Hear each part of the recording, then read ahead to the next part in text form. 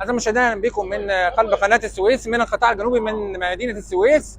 إعلان الفريق أسامة ربيع عن تحقيق قناة السويس إيراد تاريخي بلغ 9.4 مليار دولار. لأول مرة منذ إنشاء قناة السويس يتحقق هذا الإيراد الضخم. في الحقيقة بشرة خير لكل المصريين. الفريق قال عدة نقاط مهمة جدا في الحقيقة، أهمها أن قناة السويس نجحت في استيعاب حركة عبور بلغت أكثر من 25,000 سفينة هذا العام. تحدث عن عدد من المشروعات اللي أضافت قيمة إضافية لقناة السويس وحققت مزيد من الإيرادات، منها إقامة 10 جراجات لاستيعاب حركة السفن. تحدث أيضا عن إنشاء الهيئة حاليا 28 قاطرة، منهم قاطرتين بقوة شد 190 طن، ودي لأول مرة في تاريخ قناة السويس.